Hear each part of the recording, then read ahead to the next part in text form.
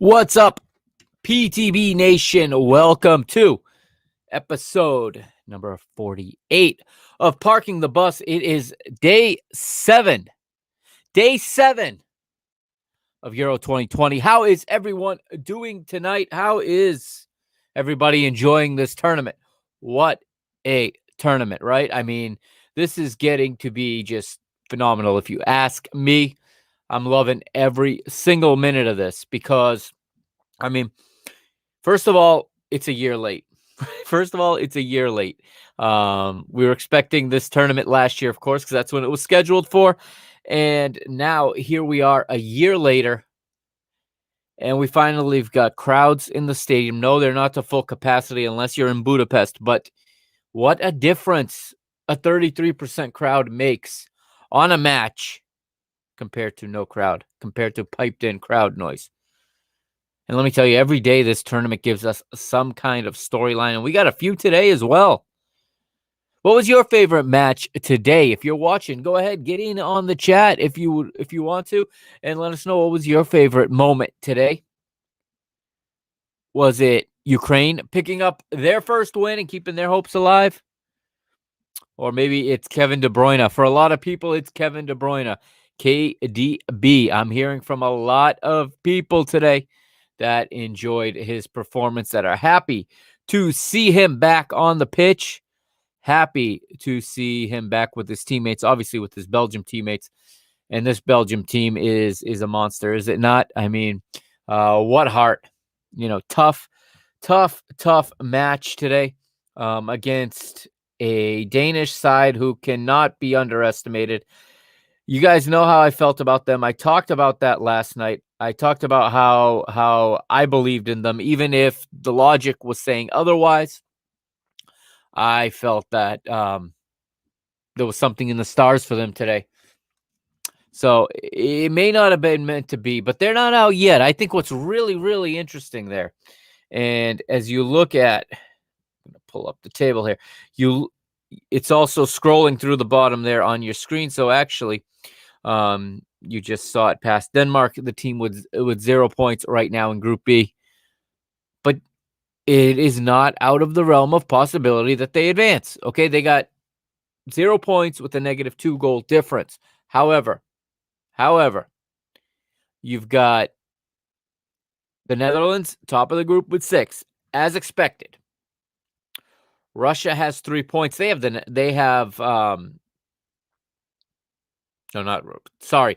am all over the place. I've had a crazy day today. I was called into my office today, and I did not work from home. So I'm a little bit out of my normal rhythm. It's not Netherlands, Belgium. They will never forgive me for that mistake. You cannot confuse the Netherlands with Belgium. Belgium is top of the group. Excuse me. Okay? And let me pull up my table here so I don't make that error again. Belgium is top of the group with this win today over Denmark, and they have 6 points, like we said. There it is. And it looks like Fade My Plays is going to be joining us in just a moment. If he's ready, give me a thumbs up, and I'll bring him right in. He is ready. Here he comes. What's going on? What's going on? How you doing tonight, man? I'm doing great. Feeling great. Today was an absolutely amazing day in betting for me, as well as just a fantastic run of games that we saw, start to finish. I mean, there were great games again. Shout out North Macedonia, who never lied down, even though everyone, constantly expects them to underperform. But they still, they've scored 16 goals in their last 7 international matches. Yeah. I mean, they're just absolutely crushing it. And personally, like from a betting perspective, I went 9-1-1 today. So feeling good. What a day. Yeah, feeling good about that, and just like enjoyed watching it. I was just about to get into this. That group is just, it's really, really fascinating right now because tough night for Denmark, but it's not over. It's far from over. They've got Russia coming up in the last match. Yep. Not inconceivable that they could beat Russia. No, not at all. And you'd expect Belgium to beat Finland, and we can run into the situation where you have 3 teams on 3 points. One of them is gonna come Mm, in second place and definitely advance, yep. and another one may be able to sneak in as a third place finisher. We don't know yet. As far as the goal difference goes, Finland is even right now, but of course, Hmm. if they lose to Belgium, they will not be even. They'll be negative at least 1, but it wouldn't surprise anybody if Belgium puts 2 or 3 on them, especially Yeah. the way they're playing, right? It's And crazy to so see Belgium do what they've been do what yeah, they've done, but also the impact. I mean, I know we'll get to it, but the impact of key players in a squad is just, yeah. I was remarkable. just saying, I was saying to the viewers and the listeners, I was asking what they're most excited about. I was saying to hit up the chat Mm, tonight and let us know what was the favorite part of today. And I'm getting a lot of feedback. Not right this moment, but throughout the day, I was getting feedback about Kevin De Bruyne mm, being the one everybody's really excited about. Great to see him back after that injury in the Champions League final. absolutely. But this Belgian team is a monster, isn't it? Well, I mean, it's one of those interesting things because obviously I come at it as a fan, but also, from a betting perspective. And Hmm. FIFA, excuse me, UEFA has given them the world number one ranking, Hmm. and they are a side that I would argue is kind of like past their prime when you look at the best players on the team. 4 years ago was probably their peak, but still absolutely fantastic. And then you look at the season that Romelu Lukaku has had and Thorgan Hazard has had, and they have some fantastic players. Yet they're constantly undervalued. And Hmm. I mean, in 2 games so far, it's shocked me to see what the bookies are making. I mean, today they were plus price. Don't get me Hmm. wrong, Denmark is a strong squad, but with the horrific loss of Christian Eriksen, who is not only their stalwart, their captain, but he's their best player, their most creative player. And yet still Belgium were, plus money dogs here. And yes, don't get me wrong, they weren't underdogs in the sense of they were favored less than Denmark, but it's still to see them at plus money when Hmm. they have the players that they do. It's just unbelievable, and you can see how a single player like Kevin De Bruyne can completely turn the tide in a game where you need that extra something. In match day 1, they didn't need him. They were rolling, they were feeling Hmm. themselves. Today, Denmark came out with nothing but fire. And, I was talking with a bunch of people that I discuss footy with and bet with, and we were saying if we can escape, all of us, we had a big collab play today, a bunch of units on Belgium, and we were saying if we can escape to halftime at 1-0, Belgium's winning this game. Because I mean, the way that Denmark were coming after them, they had 4.6 on the XG, and then you just see Kevin De Bruyne comes on at the half. The way that they are set up, their shape, everything changes. And, what have you and I talked about all week? The way Hmm. substitutions can change a game. And today they Yeah. did. And it was one player that did it.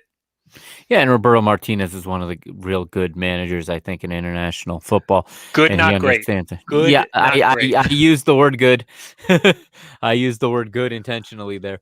Yeah. Um, but I don't think there's really too many great national team managers. I think the greats That's stay in kind the of, club yeah. game for the most part. It's a different job when it's the national team, and Yeah. it's more of a picking a team versus necessarily. Well, you're not really training a team. It's very Mm, little training time. You have even for this tournament, they had about 2 weeks together before they were, yeah. playing for real.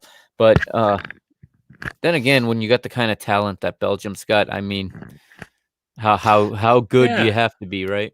It's interesting how that works, though, because you see certain teams where I think what must be the most difficult thing about managing a team uh, on the international level is not the fact that you don't have much time together, but the fact that your pool of talent is so much smaller. Yeah. You can only pick from a certain group of players, and of that certain group, there's not always the best option to fit with this option. But it's like, I'm not going to leave out Paul Pogba from the France team because of how unbelievably amazing he is, but he may Hmm. not be the perfect fit with the other available French players. Now, Yeah. don't get me wrong, I think France is probably the most well balanced team Hmm. in the world. But I think that you see these problems come up where a team is fantastic for a 3, 4, 5 year span while all of these players are in their prime, and you can figure out a way to fit them all together. This was exactly the case in 2010 with Spain. This was 2014 and really the last 15 years with Germany. Mm-hmm. But then as some of the players age out and some of the younger players come in, they learned a different way of the game. They learned a different way to approach the game. And so sometimes that doesn't mesh, and there's nothing really a manager can do when, apparently right now in the Croatian squad, there's a huge problem between the players with the chemistry because the young players don't respect the older players. And it's like, first of all, from a football perspective, if you're a Croatian, how are you not respecting Luka Modric and Ivan Perisic? Right. Like, these are some of the best players in the world, let alone your country. But also, these players went to the World Cup final. I know, yeah. Like, it boggles my mind that can still happen, and yet it does. And so what's a manager to do in that situation? Like, they're not about to sit Modric or Perisic, but they can't sit their young, bright players. So, yeah, I think you're totally right. Managing the international game doesn't attract the biggest names, probably because, one, it's more difficult, and of course you make less money, but you just don't have the ability to pick and choose from anywhere. Right. There's no transfer market to get players on. So you have to be flexible and I think this is where Mancini's been brilliant. And I want to talk, because you weren't here yesterday, I do want to talk about Italy before we get into today. I'm into it. Because, Mancini found a system that worked for what he had, whereas Italy has for 100 years before that played a system, and you either fit into it or you're not in the national team. Yep. And they bottomed out when they missed World Cup 2018, and the rebuild had to happen, or the reset. And obviously Mancini was the right man for the job, because look at the players he's picked. He's not necessarily going to the guys at Juventus. He's got them there, but the guys making the difference right now, Locatelli, Berardi, these are guys from Sassuolo. Yep. You got Ciro Immobile from Lazio. You've got players from Roma, from Atalanta. They're coming from all over. He is going, and he's picking the right pieces to put together a functioning, cohesive unit versus let's get all the Italians from Juve, let's get all the Italians from Inter, let's get all the Italians from AC Milan, and let's make a team with them, which I think is what happens when national teams are based so heavily on domestic based players, which is really rare now. I think England's the only team that's got that type of high percentage of domestic based players as Italy does. It's a real interesting, dynamic right now in the internet. In the old days, it was easy because everybody played domestically unless one or two played abroad. But and I think that plays into the style too, like you were saying, because you learn the game a different way, and now you're playing for managers of all nationalities. Even if you're playing in England, you likely have a foreign manager. So you're learning things that was not being necessarily used 20 years ago, when the majority of the managers were British. If they weren't English, they were Scottish, or they were Welsh, or they were Irish, whatever. So it's really, so you're seeing like the old identities, or the style of, for example, the Italian Catenaccio, or the English kick and rush, as they would say. You've seen them morph into a much more modern style now. 100%. And I think you kind of made a very good point, is you see international managers managing, teams that are not their home nation. But I think that plays into somewhat like with the team selection. Now you only have a small pool of players. Because of that, you want to choose a manager that's suited to your style, right? And I think that there are certain manager appointments that make sense for that. I think Mancini is a great example. Granted, whilst he is, Italian, he's still suited to the way that the Italian players play. Much like I believed, at least when he was appointed, Roberto Martinez was a very good appointment at Belgium because of the way that he is able to use the quickness of wings and wingbacks, and a very creative midfielder, and then a hold-up striker. I mean, that is just what he's done from his days at Wigan to Chelsea. Yeah. That's what he's managed. So it makes a lot of sense to me. And then there's other times where you see a match that doesn't work at all, and a match that is someone that is a home country. And I think you obviously know this, but I think Portugal's manager before last was very much like that. It was, a Portuguese manager, and they were very much intent on getting him, and his relationship with Ronaldo was pretty solid. But the way he managed the team didn't Ronaldo, but also didn't suit the style of play for the Portuguese. Right. So, I think that's interesting. And that's why I think Gareth Southgate is probably the most interesting managerial aspect of this tournament, because if you were to be a normal person like you and me, not inside the English camp, what the fuck is he doing at all time? Like it seems like he doesn't even know his team selection from game to game. It seems like he doesn't know who are the best players on his squad. He didn't take some of the best players in the English game. For what reason, we don't know. I mean, again, they're batting 1,000. You can't complain, but his managerial style seems to be a mystery to every single person but himself. And if he goes out and wins it, more play to him, fair play. But it just, who are they going to run out there against Scotland? Yeah, you don't know. No idea. No idea. And you can't tell me that, oh, well, he changes his team based on his opponent. That doesn't work for anybody. No, it's no, never worked not when for you're England. Anybody. Maybe, but also maybe one player, maybe an attacking player, an adjustment or here, a holding there, midfielder, something like that, but not wholesale changes. No, and like Maguire, he's healthy, he's going to come in obviously, but I'm very interested to see how England do here, because England are always a very talented team, but they never seem to be able to get over the hump, and 90% of the time I put it down to the manager. Right. Yeah, it is interesting. And so, sticking with the theme of Italy, how fantastic were they yesterday? I mean, I was like gushing on here yesterday talking about them. They inspired my 5-year-old to go outside and practice. He's never asked to kick a ball before. I mean, once or twice, but he's never asked really with excitement that. And he's got 2 days. He watched Portugal the day before and Italy yesterday, and now he's like, "You think I can play soccer next year?" And it's like, yeah, you just got to show it. You got to commit to not decide in the morning that you don't want to go. But it's been just phenomenal to watch them play. I've enjoyed it so much. Jorginho in the middle of the park, just moving that ball, spraying that ball. The way they just don't rely on any one player. And you cannot focus on anybody when you're defending against them. No. Because you'll get burned by somebody else. And, Insigne on that left and Barella on the right. When Barella runs at players, I feel this like excitement, because we don't see so much of that anymore in the modern game. Of the wide player that takes people on. And I like how he angles his run coming into the box a lot of times. Yeah. And what we saw yesterday with Switzerland was they're just retreating. Before you know it, he's got a shooting angle because they're so afraid of committing and being beat because they're not going to catch him. Yeah. Well, I mean, this goes straight into what you and I talked about Tuesday before the game is, I was saying that I could see a similar scoreline to match day one, which it ended up being the exact same. Yeah, you called it. Yeah, the reason why was because I thought that the way the Swiss play is a, B or C version of the way the Italians play.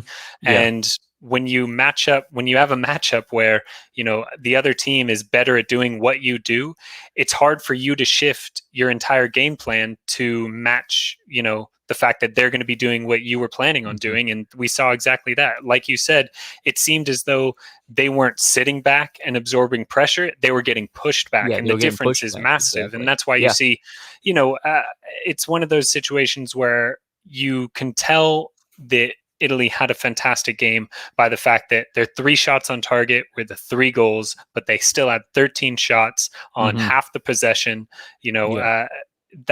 that to me says that this is a team that not only takes their chances effectively, but creates and gets those chances well. And yes, there were only 3 on target, but that was, all they needed. But to have 13 shots in the game and to be in front the entire time. I mean, you had almost an even spread of goal. Locatelli in the 26th, 52nd, Immobile in the 90th. I mean, right. that is such even distribution and Roughly every domination of 30 the game. minutes they scored a goal. Yeah, Exactly. it was fantastic, and they were never once under any kind of trouble. It didn't feel that way. I No, mean, it never felt that way. I mean, even with Chiellini gets that goal called back, which my heart broke for him. Oh man, the worst I feel is, as you know, Leo from BTV. Yeah, He showed me the ticket. He had a $50 ticket on a plus 700 Chiellini to score. Oh man, Dude, that was he was. I mean, that's the bad beat of the tournament, but yeah. Oof. And then we see Chiellini come out injured, but you feel for the player, but it didn't affect the team at all.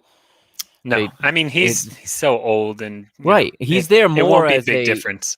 He's much more of a spiritual leader or passion leader than anything he does with the ball, And someone's I forget who said it. I think it was someone on BBC. They said, doesn't matter how old Bonucci and Chiellini are, if they don't have to defend for 90 minutes, they could be in their 50s because you're not going to run at them. And that's literally exactly. All of their touches are going forward as center backs. Yep, it's the truth. Yeah. So let's move into today. The first game of the day was the Ukraine and North Macedonia. JMP was here yesterday. He had given some prediction to this match, and he used the stat that you just used about North Macedonia having scored at that time 15 goals, I think, in the last 6, and 6 straight games without being shut out, and that held true. He said he liked both teams to score. That came true. I said I like Yarmolenko to score in this one because I like this Ukraine team in a sense that this is a team that we saw against the Netherlands. They don't go down easy, and they have a spirit and a passion to fight. And again, these are just 2 teams I think that are very likable for different reasons. Very much. And man, if Pandev's goal had stood, we would have 4 Serie A players at the top of the scoring list with 2 goals each right now. Yeah, surprise, surprise. And all over the age of 30, I think. Well, with the exception of Lukaku. Not Lukaku, of his exact age, but 3 out of the 4 would be over the age of 30. Yep. And still scoring goals. What'd you think of this game? I thought it was, it went pretty much according to plan. Along with JMP, one of my favorite bets that I played yesterday was Ukraine to win and both teams to score. It was plus 310. I did the same thing when North Macedonia played Austria, or excuse me, Austria in match day 1. Excuse me, it was Austria and both teams to score and an even bigger price. But like you said, these are 2 very likable teams. I mean, obviously North Macedonia as these, wonderful Cinderella stories shouldn't have even qualified, but you can see why they did, because their ability to score, and they never, ever look like they have their heads down for a minute. Right. They go behind 2 goals. Really, it should have been 3 before the halftime.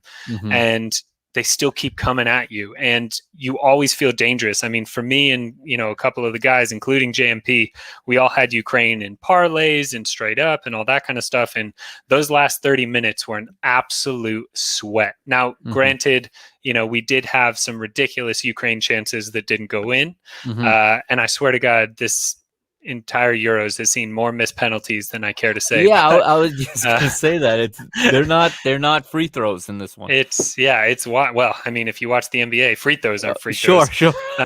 But yeah, I mean, it was a wild one, and to have 13 shots on target, between the 2 teams in the game, that is exciting football to watch. And I'm excited for North Macedonia against the Netherlands, because you're going to have a game where the Netherlands do not need to win. Mhm.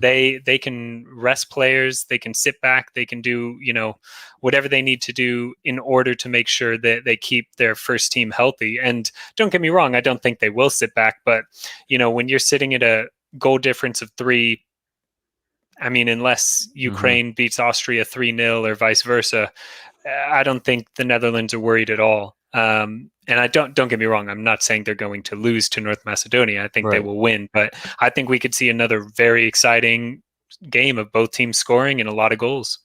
Yeah, I definitely could see that also. In this Ukraine side, I brought this up last time they played. I had Leo on that day, Mm. and because he's the City supporter, I brought up Alexander Zinchenko, and I like him a lot better in the Ukraine than I do at Man City. I like how he plays in midfield versus how he plays as a left back, Yeah. and I thought he was really good against the Netherlands. What was that, on Mm. Saturday or Sunday? How did he look today to you? Yeah, the thing that I don't like about Shevchenko, other than the fact he's a City player, is that Yeah. I feel like he had he has that thing about him where sometimes when he's pushing and pushes forward and a pass gets intercepted or someone gives the ball away, he kind of like goes and gets all upset and puts his head down and doesn't run Mhm. back. Right. And that's where against the Netherlands, that's where they were getting caught out, was Mhm. when he was playing, because in reality he should be a holding midfielder, but he Yeah. he would let balls go past him a little too easily. But again, that is me trying to find something wrong with him because he is a City player. I think he is extremely talented. I think it's unfortunate for him that he is, you know, sitting on the bench for City. I think he'd be a very good starter elsewhere. But yeah. Yeah. So I got the stat line here, and we'll look. I'm looking at it, and Ukraine, as you would expect, had a little bit more possession, but a Yep. lot of shots again. We're seeing high shot totals, I feel like, in this tournament. Love it. 17-3 in favor, 17-13, excuse me, in Mm, favor of the Ukraine. Um, Big chances, 6-2 in favor of the Ukraine. Both teams passed about the same, almost the same amount of accurate passes, same percentage. It looked like a pretty even matchup. And let me see here. I wanted to see the duels, but looks like it doesn't provide that today. But yeah, there. So Northern Macedonia won the duel battle. They won 44 duels to 37. I like that stat because that tells me which team is working harder. And I think you see that North Macedonia knows what they need to do in order to get a result. They understand who they yep. are. They know that every neutral is behind them.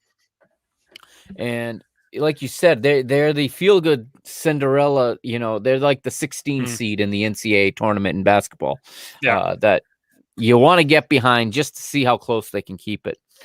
And they've through 2 games they've kept it close. They've been competitive. They have not Yep. embarrassed themselves. And I think like you said, I think they're going to go out there and have a lot of fun against the Netherlands because they got no pressure. They're going to go out and they're going to It's all up. play. Yeah, and I think that's also their danger, though. Exactly what you said. The fact true. that nobody expects them to win a game, and I'll bet some of these teams have either that mentality, and then when they do score, that then it's like, oh God, we need to try here. But also the other thing is, it's very dangerous when you think we should win this game. That adds so much pressure onto you because if you don't win it, you know that you should have. Your Hmm. fans know that you should have. And so North Macedonia is playing with house money this entire tournament. Yeah, no doubt. Let's move ahead to the next game then. It is Denmark and Belgium. We started to Yeah. somewhat talk about it. I said last night in this one I was thinking with my heart and not with my head because I really wanted to see Denmark pull a draw here and Yeah. just stay alive. I think they're still alive. They're a long shot, but they're still alive. Ah, It's a very long UEFA shot. killed them, man. It's Yeah. not their fault. UEFA killed them. Yeah, I know. That's the part. That's why I think I'm rooting for them so much Mm, because I think UEFA really they owe them they owe them a big apology at the end of this yeah. because that should never have happened the way it did on Saturday. And but they do rally behind behind their fallen star. Yeah. They come out in a 3-4-3, Kasper Schmeichel's in goal, obviously. Andreas Christensen, Simon Kajar, Jannik Vestergaard. You got 4 in midfield: Daniel Wass, Pierre-Emile Højbjerg, Thomas Delaney, and Joachim Melee. Is that how you pronounce that? Hmm. Martin Braithwaite, Yusuf Paulsen, and Mikkel Damsgaard up front. I mean, there's talent there, even without Christian Eriksen. You know, there's a lot of recognizable names that I think a lot of people don't even think of when they think about Denmark. Yeah, especially Christensen. I always forget he's Danish, and then I see him, and I'm like, oh, yeah. Yeah, and they get on the board early. Yusuf Paulsen, who I like, I tend to like that player quite a bit, and they make a battle out of this, which is exciting. And the other side, we talked about Belgium.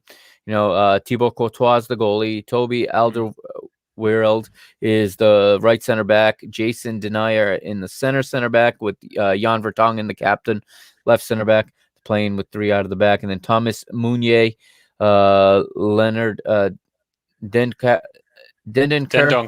Yep, thank you. Yuri Tielemans and Torgen Hazard getting the start again in midfield, and then up front, it's a scary Dries Mertens, Romelu Lukaku, and Yannick Carrasco. I mean, that's as good of a front 3 as it gets in the international game.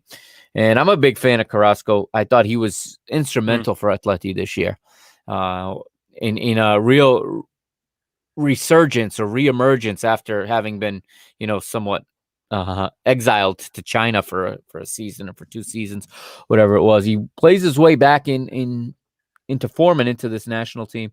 And, this Belgian team has so much quality. And like you said, Martinez is a very compatible manager for the way they want to play. His philosophies and theirs are very compatible, and it shows. So they go in. It actually goes into halftime, like you said, with Denmark ahead 1-0, and off of Paulsen's goal. And you're thinking, well, 45 minutes to go. If they can hold them to 1, maybe they'll take a point here. Yeah. But like you said, brilliant substitution to introduce Kevin De Bruyne. And younger Hazard gets on, he equalizes in the 55th. The 70th, we see De Bruyne score the go-ahead. De Bruyne also had the assist on Hazard's goal. Yep. How real of a contender is Belgium for you? The thing about Belgium that I really like is the fact that you have this team that is very solid. Obviously Kevin De Bruyne is coming back from injury, and Eden Hazard is always injured, so he's always coming back from injury. But they started, I would say, probably the worst we've seen this Belgium team. Like the first 10 minutes especially, they looked like they had never played together before in their life. They looked like they were completely lost up and down the pitch. Lukaku had zero help. I mean, they give the ball to him and there'd be no one within 25 yards of him. Yet still, they managed to hold on to that 1-0. But then when you think about, that was their starting 11, but coming off the bench, they have Axel Witsel, Kevin De Bruyne, Eden Hazard, like Michy Batshuayi, who I think is a very underrated player in general, Trossard. These are players coming off the bench that are fantastic players that would be starting for Denmark on the other side. They would be starting for a lot of the teams in this tournament. And I think that Belgium is extremely versatile. Now, as a contender, I think they're going to go far because of the draw they got. I think they have a path that's relatively easy. It's how I feel about, the Netherlands. I don't think the Netherlands are particularly a great side. They're not managed well at all. De Boer is a terrible manager, but they have the easiest path in this entire tournament to make it to at least the semifinals. But yeah, I think Belgium has a chance, because whenever you have players that are true game changers, like Kevin De Bruyne, like Romelu Lukaku, and when he is on, Eden Hazard, anything can happen. It's the same thing that could be said. I know I always go back to this, but with Portugal in the past, it's like, really, you had Ronaldo and then some very good players alongside him, but no game changers. But all you need is that one game changer, and it can make all the difference. And we saw that again today with Kevin De Bruyne. The second he came on, the entire shape of the team, the energy, everything lifted. And I think that's big. I also think there's an emotional aspect to this that doesn't go into the stats, where at the 10-minute mark with the stoppage for Christian Eriksen and all of that, you had Denmark playing with every ounce of pride Yeah. and energy that they have because they're at home and what happened to Christian Eriksen. Hmm. A lot of me thinks that the Belgian team is just kind of, feeling that and reeling from it and hearing the crowd in it. And, I said to the guys in a chat that I'm in, if Belgium can hold on to 1-0 till 20 minutes, it'll start to settle down. Now, I was wrong. It was until 45 minutes, but still, you saw in the second half, I mean, if you look at the shots alone, I think Denmark had 21 shots, only 5 on target, but 21 shots. I bet at least 15 of those came in the first half. I think it was a story, as they say, a story of two halves. Whereas, I mean, this is the kind of stat that gets you excited at night. It's Belgium had 6 shots total, 5 of those were on target. Right. That's that kind of deadly play that wins you tournaments like this. 21 shots and only 5 on target. That's not the way to win.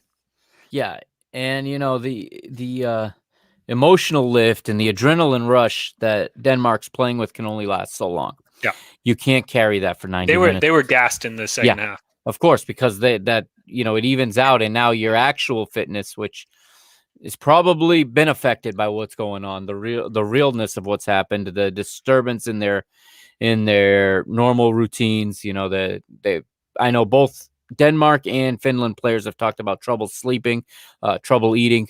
That all comes into play in these tournaments when you have such quick turnaround between matches. And like you said, it's the doing of UEFA for forcing them to play. Yeah, I mean, but the thing is in reality, with something so intense like this, now we know now that Christian Eriksen is okay. Right. He's having an LCD placed in his heart so that he should be totally fine. Whether he'll play again, that's a different story. That's a different story. Yeah. It's still just, I think this is, I feel bad for saying this, but I think the best thing for the mental health of these Danish players is to be out of the tournament so that they can all come together, be with their families, go see Christian and all that kind of stuff, because you can see it in them. Like there's wild eyes, that kind of like you said, the adrenaline, the energy, the emotion, they're all playing kind of on tilt. And, it's not safe for them. It's not great, both mentally and physically, for them or the people they're playing against. Yeah, it's like relying on a sugar rush almost, because it's going to spike and you're going to feel like you can do it, but then you're going to crash. And I think they hit the crash, and we'll see what they do against Russia. But again, it's like flipping a coin. They could come out and have a brilliant performance, rally, but how many times can they really rally together and pull off? How many times do they want to? Right, exactly. It's one thing once, it's another thing if you get into the round of 16, what's going to be left in the tank for this team? Like you said, I don't think there's going to be much there for them when they get there, because they've just exerted so much energy and so much focus, and just the things that happen to a player, for example, is sugar levels when you do go through this type of stress. I use the example of sugar, but really blood sugar does work like that, and eventually you get that crash because your rhythms are off, your routines are off, your nutrition falls, because who has an appetite to eat the same way? It's very hard to focus. I mean, there's a reason they give us grieving time in jobs when something happens. Because if you go to work the day after one of your friends or your parents has a heart attack, how much are you really focused on how much can that even matter to you at that point? Yeah. And I don't know how 100% agree. I don't even know how these games can really matter that much once they get over the emotional part of it. Yep. Agreed. Yeah, you said it perfectly. Because it's just perspective takes over. And so the table, we got one more in this, right? Yep. No, this is the table they played yesterday. Yep. So Russia and Finland played yesterday. So we got Belgium with 6 points, Russia and Finland right now with 3, and Denmark with 0. Like we said, possibility outside shot that 3 teams end up with just 3 points, and one of them at least will make it. Pretty much everybody's got their fate in their hands right now. Denmark a little bit less, but everybody else, a draw will do for either Russia or Finland right now. So it'll be interesting to see how they approach these final matches, and how Belgium approach it too. I mean, Belgium again, and this is what was part of my capping this game today is believing that a big part of why Belgium would win this game is because now they can coast because, Mm-hmm. their match day 3 is against the easiest team in the Mm-hmm. group. Yeah. And so very much like I was saying about the Netherlands and North Macedonia, this is a spot where I think you have Belgium being able to kind of take it easy against Finland and, I think they'll get all 3 points, but I would be shocked if we saw De Bruyne and Lukaku go the full 90, and because they want to conserve their energy Yeah. for the next round, and they don't. There's no way that they're losing hold on first place in this group unless they get destroyed by a team that averages less than 0.4 goals a game on the Yeah. international level. Right. And I'm hoping that in this third game we get to see the young player Jeremy Doku from Belgium. I'm a big fan of his. I remember I saw Anderlecht play 2 years ago when he was 17. Nice. And I've just been following the player ever since. It's very up and down for him. Not many 19-year-olds at this tournament. So just to be in the squad is a sign of his quality. And he now plays at Rennes in France. But the fun part when a team has 6 points and mathematically are through is sometimes the chance to see a player you wouldn't otherwise see. And it's fun to see if these young players or these less utilized players can really seize the moment and really make a name for themselves on the international stage. Yeah, and it's a great opportunity for them to make that splash in, a game that otherwise isn't exactly the height of competition. Right. Okay, so the nightcap was the Netherlands and Austria. And again, business as usual for the Netherlands. Yep. Depay scores from the penalty kick from the penalty spot in the 11th. Dumfries scores again in the 67th. We look at their lineup. I don't think much changed from the weekend. It looks just about the same. Matthias de Ligt was in, so that was a change. We didn't see him against the Ukraine. So, but yeah, again, as you said, they're maybe the worst managed team at this competition. and De Boer's out after this competition anyway. Yeah. So, it's an interesting kind of. They know he's gone. Yeah, he's kind of in the same boat as Yogi Low, but the team's taking care of business, whereas Germany's under a little more pressure because they're in a tougher group. But were Germany in a easier group, they'd be in the same exact situation where yes, 100%. They're getting the results, but the fans can't wait to see the manager go. Yeah. This is also a game where if you watched it, the run of play was a 4-0 game that finished 2-0. I mean, right. Depay missed an open net from maybe 2 yards out. Don't get me wrong, it was on the bounce, but all he had to do was barely put his foot to it. He would have scored. Instead, he tried for the spectacular and skied it. But yeah, this game was just Netherlands running over Austria, who, I thought Austria would be a better side than this. I thought they'd have a little bit more fight in them. I thought they'd finish third in the group, but get a win here. It's looking like they're a little bit more out of their depth than I assume they were. Yeah, like they're in a little bit over their head here. And, David Alaba's their captain, center back, but there's not a lot of recognizable names there. You got Marcel Sabitzer. There's not a lot and stop. stop. I believe they got a core of RB Salzburg players, but I mean, and don't get me wrong, they have I like you said, Spitzer and obviously David Alaba, but I also like Schläger as well. And Leimar's or Liner, excuse me, not Leimer. There's Leimar and Liner, yeah, with the N. I think he's a very, very good wing back. But yeah, it's just a situation of a team that outclassed the other, and it showed for the full 90. Yeah. So not really much to say about this. What a boring group to talk about, because it's pretty much just like, well, you have the Netherlands as a foregone conclusion, and then who is the least worse between Austria and the Ukraine, and well, now we know. Yeah, exactly. It is pretty much going according to plan. We got So one round left to go. Obviously, one match day to Mm, go. And looking at the table, we have the Netherlands obviously with 6 points, Ukraine with 3, Austria with 3, just like you said. yeah, And I believe, yeah, they're playing each other on the final day. So exactly. that'll be for second and third. If they draw, they probably both advance, which is never what you want to see going into a. I don't think Ukraine's playing for a draw here. Yeah, it's not in their nature, so No. that's a good thing. Um, That is one of those things that genuinely I tell people this all the time is that the Eastern European and German teams never play for a draw. right, It it's doesn't not matter in their DNA. if they have won the group already and it's North Macedonia, they are playing to win 7-0 to make sure that the goal difference sticks. Right. They're those type of teams. Yeah, so like you said, this is pretty much a foregone conclusion. We just don't know if it'll be Ukraine in second or if it'll be Austria in second. So Yeah. that wraps up day 7 as far as the match play.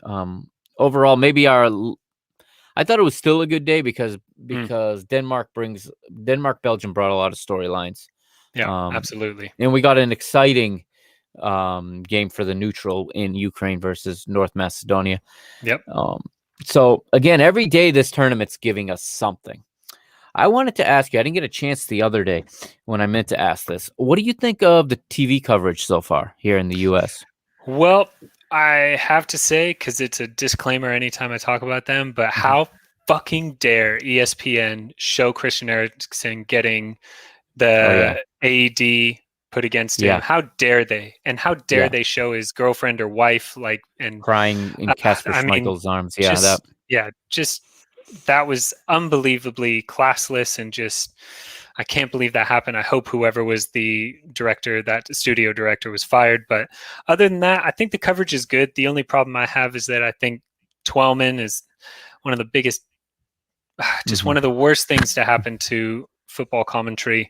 I'm a big Tim Howard fan, so I love seeing him there. And I think ESPN's analysts are all right. And the reason why I think they're just all right is, don't get me wrong, they're extremely knowledgeable.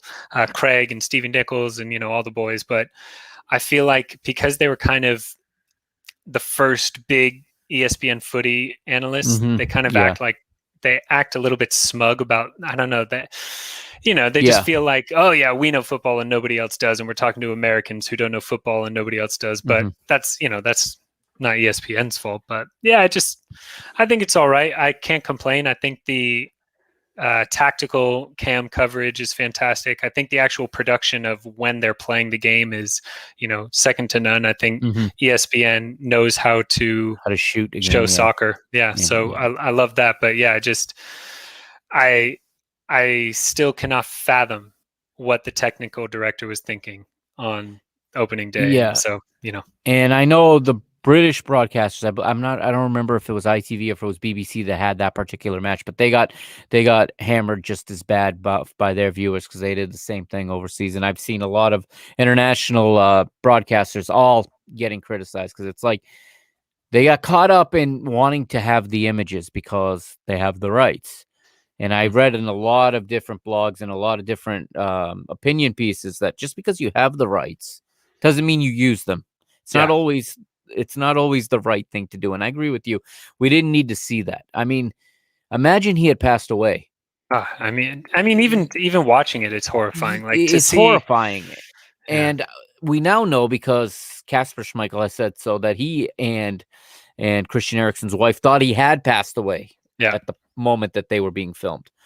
And of course, when you see the players holding up, blankets or sheets or whatever those were to block the camera, it looked like they were blocking a corpse. You assume they knew something we didn't, but fortunately that wasn't the case. And I mean, just the fact that you see on live TV the naked chest of a person being administered, a defibrillator and CPR, that's a horrifying thing for any young fan watching, for anybody, for anybody watching. It was for me. And on top of that, it's also like, if anyone who's been there and had their own history with that, I mean, if the players are blocking it, that probably means don't fucking show it. Yeah, they should have cut to the studio and like someone had said on one of the shows, and it goes, that's when you throw on like a video of an early game Yeah. and you say we'll be back when we have any details. Yeah, or go to commercial for Yep. 25 minutes. Like, If you people have to get it. play an endless If it loop, yeah. if it's that big of like for I mean, I'll never forget the FA Cup final 2012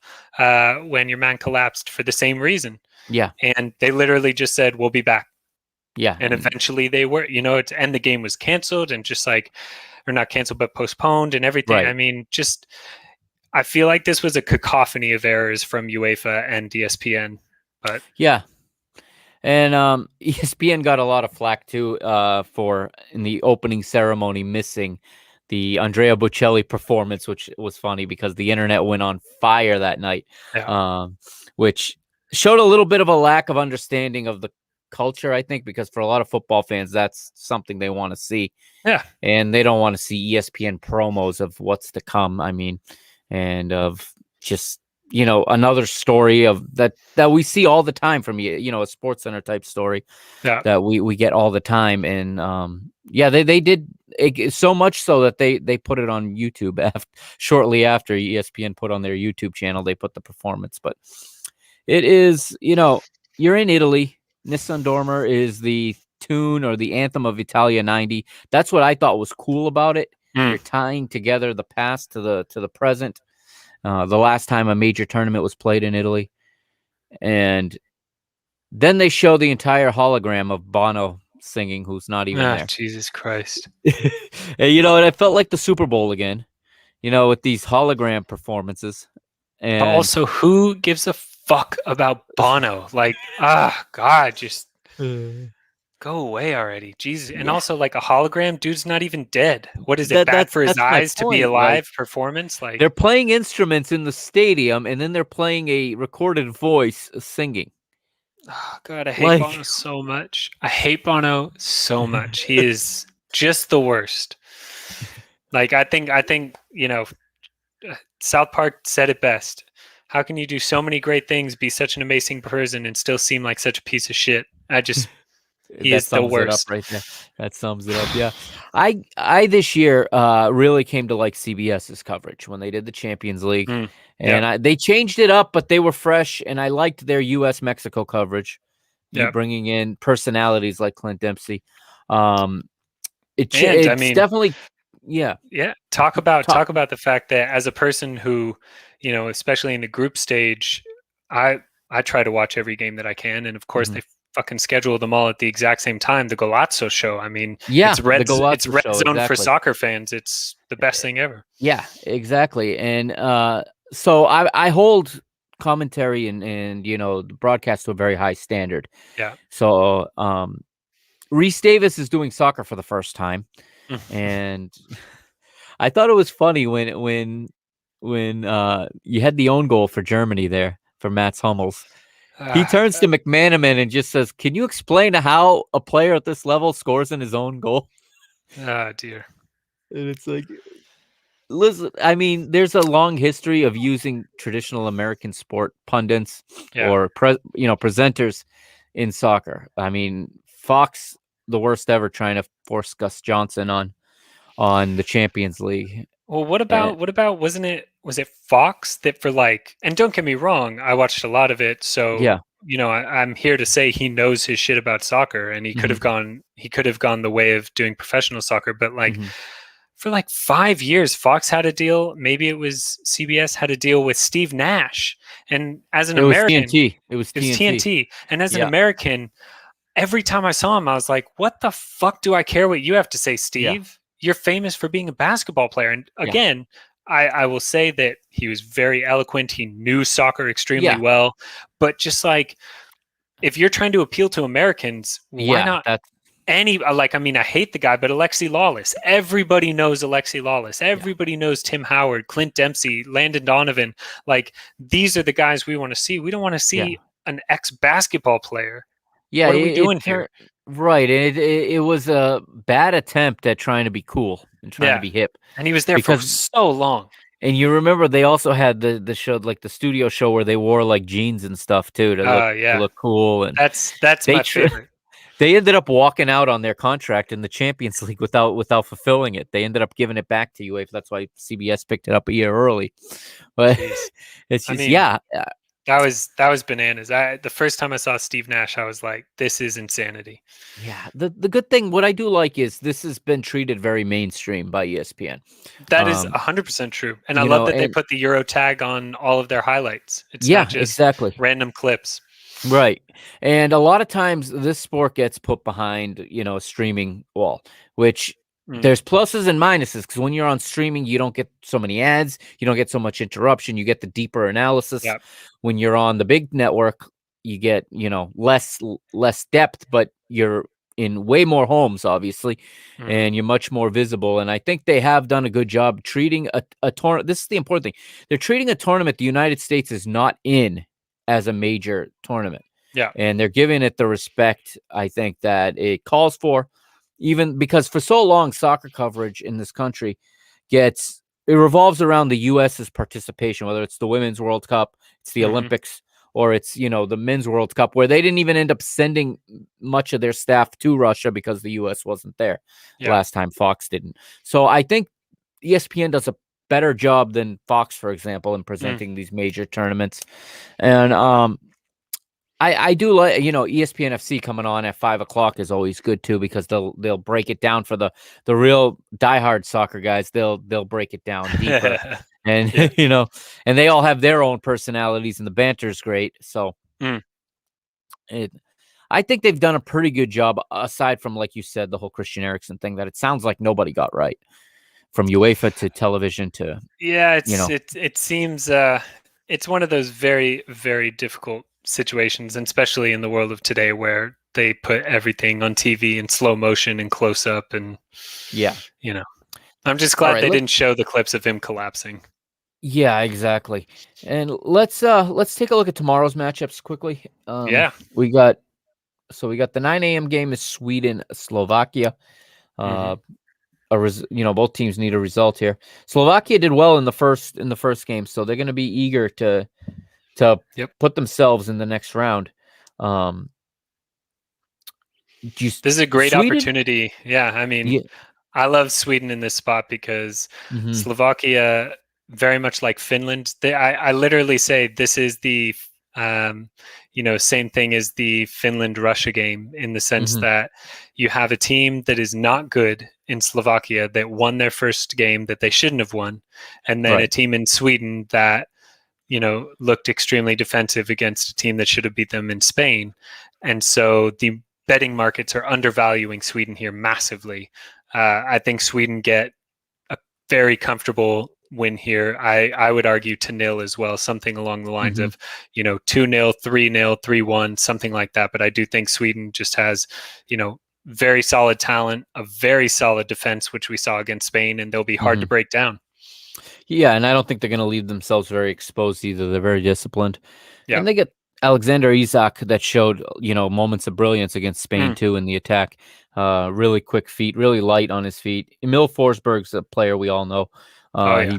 He's a very good player. So I tend to agree with you. We're gonna see what Slovakia can bring here. I mean, a point for them would be almost like a victory, because that'd Oh, bring I them to mean, they'd four. be through to the next round. They'd be through to the next round, which they never expected. They'll go home heroes if Yeah. that happens.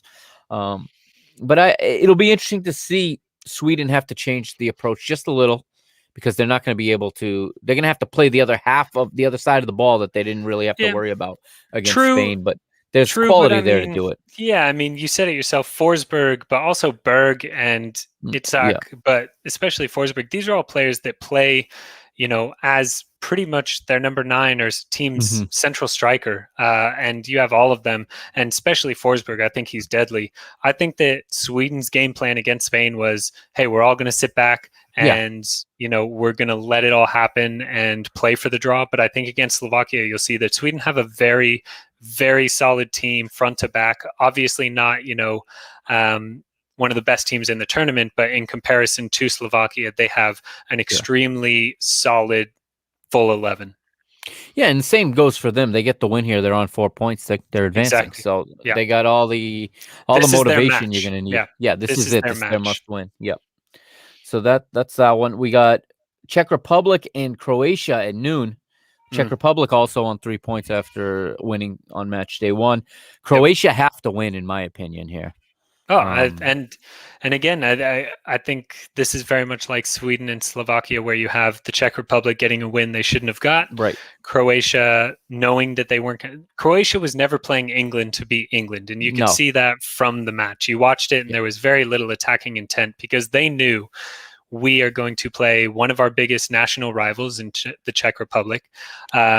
And be able to beat them. And Scotland, we just need to take those opportunities, because I see Croatia coming out of this group with 6 points, and that will be wins against Croatia, the Czech, and that, right? Yeah, and they had to know that going into that England game. Yeah, it looked like the plan was to focus on these 2 matches and to use as little energy as possible against England. Not get embarrassed, not get blown out, keep the goal difference under control, and focus on getting 6 points here. So they'll get their opportunity tomorrow.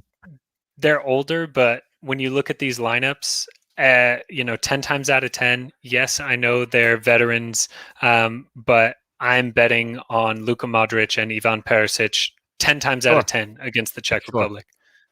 Yeah, no doubt. And then the big ones at 3 at Wembley, England, Scotland, a rematch from Euro 96 at Wembley, at the old Wembley. So obviously for Scotland, this is the final. A chance to play England at Wembley. Holy shit. Yeah. This line has moved even further now. Wow. England is minus 300. Talk about a no-play game for me. Yeah. Good God. I mean, don't get me wrong. I said this earlier when I was talking about today's matches with, some other cappers. And you have England that should be winning this game 4-0. But it's Scotland. Obviously, they're 2 of the biggest rivals in soccer. And Scotland always comes to play against England. I could see this being a 1-0 game. Sure. I could see this being a 0-0 draw.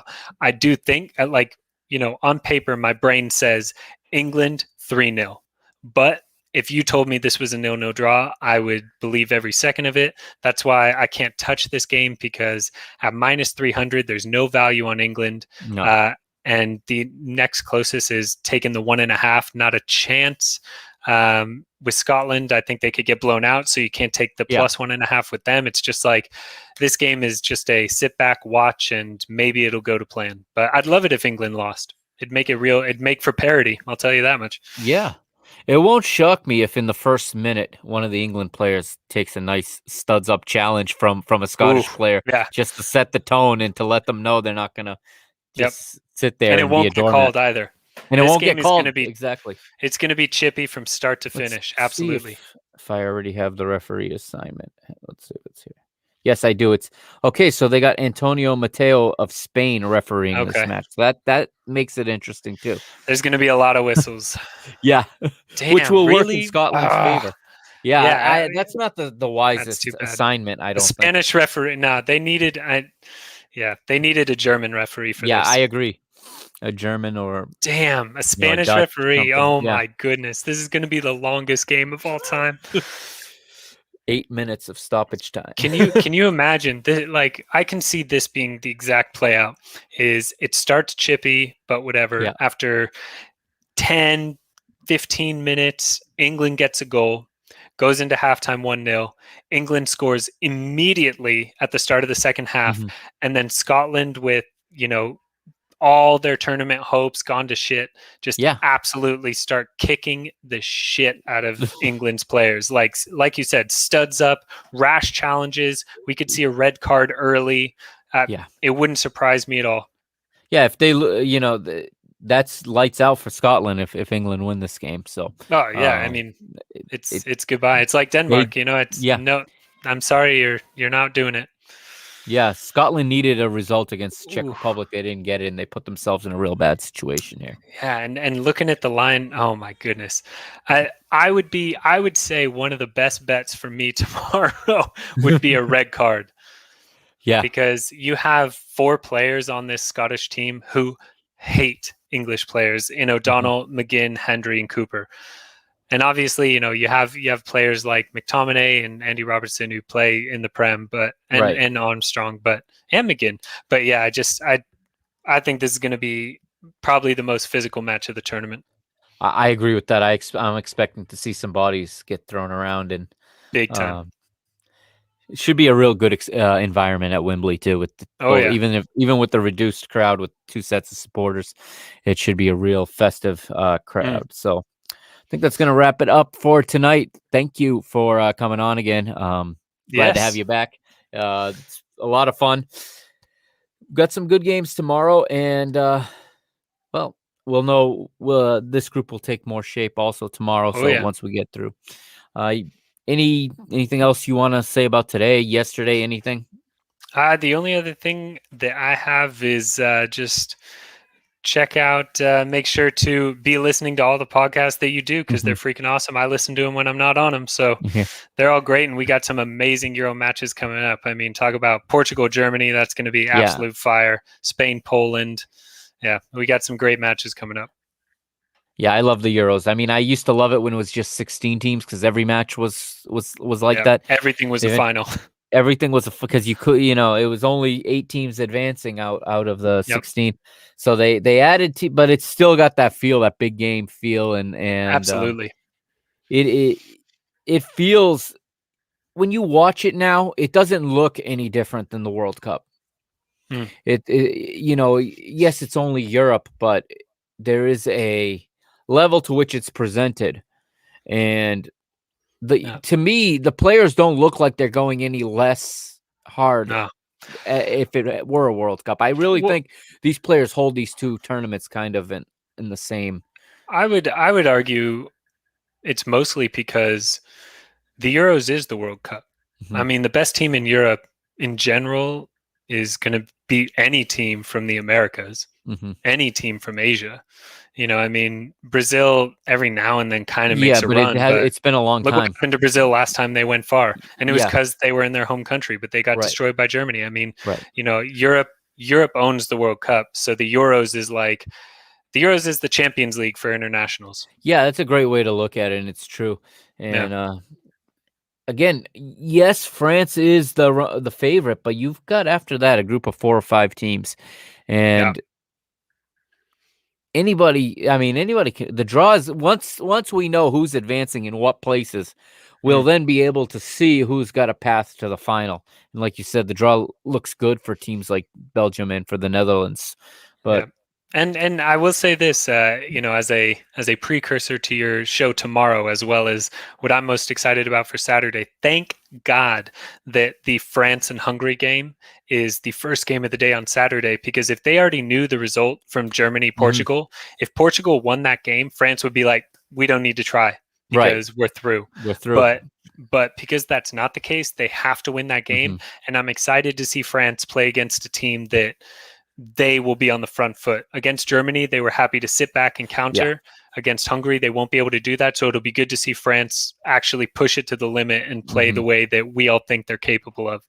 Yeah, they're not going to be able to control without the ball the way they did. They controlled Yeah. Germany without having. They made Germany do all the work, is what they did. Yeah. We'll They see made if we'll them see run if they're around. like Yeah, you can't sit back the whole game and win a no, final. We saw that with France and Portugal and yeah, 4 years ago. That's what they yeah. It tried to was do and interesting, Portugal won it. and once Ronaldo came out injured, they were like, "Oh crap! Now what do we do?" Our whole plan Yep. was around stopping him, and Yeah, they're and look almost. who scored as well. I mean, Yeah, yeah, exactly. that was a But great final for a nil-nil yeah, in regulation. right. And that's. I mean, what's great about these tournaments, you never know who the hero is going to be. It could be the Yeah. guy that jumps off the bench. I mean, for Portugal, it was Rafa the other day. I mean, no one would have Uh, guessed that change the to game. change the game completely. So, all right, I will talk to you tomorrow if you're available. And Yep. Let's make it happen. awesome. All right, and we'll break down these 3 games tomorrow and look forward to Saturday. All Thanks right. again. Make sure you follow him at Fade My Play, and you can follow me at PTB_media. All right. Also, go over to the YouTube page for the PTB Media Network. Hit the subscribe button, hit the little bell next to it, and check out the homepage, www.parkingthebusmedia.com. That's going to do it for tonight. That's day 7. We're a week into this tournament, everybody. It's flying by. I'll see you tomorrow.